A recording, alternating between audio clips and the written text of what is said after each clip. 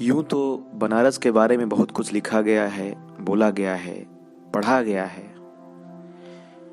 पर बनारस में जो रहने आते हैं, चाहे वो पढ़ने आए, चाहे नौकरी करने आए, और उसके बाद बनारस से जब दूर जाते हैं तो बनारस से दूर तो चले जाते हैं, पर बनारस को अपने मन में बसा के ले जाते हैं।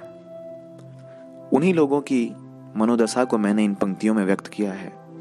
सुनिएगा। बनारस तुम सिर्फ एक शहर नहीं हो, मायका हो उन सभी का जो तुम्हारे होकर तुमसे दूर हैं। बनारस तुम सिर्फ एक शहर नहीं हो, मायका हो उन सभी का जो तुम्हारे होकर तुमसे दूर हैं। तुम सफर की शुरुआत हो तो तुम रास्ता हो और तुम ही मंजिल हो।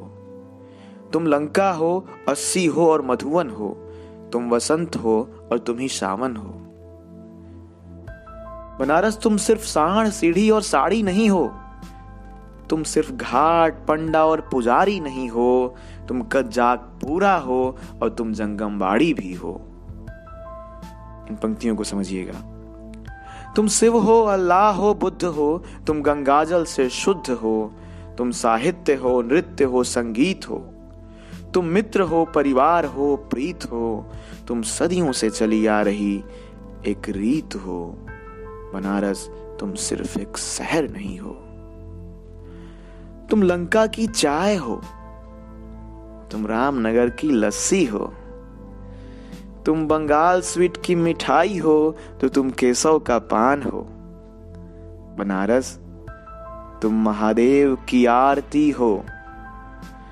बनारस तुम महादेव की आरती हो तो अल्लाह का अजान हो। तुम सुबह बनारस हो तो तुम मणिकर्णिका का मसान हो। बनारस तुम सिर्फ एक शहर नहीं हो, तुम जीवन का गान हो। तुम जीवन का गान हो, तुम जीवन का प्रारंभ भी हो और जीवन का अवसान हो।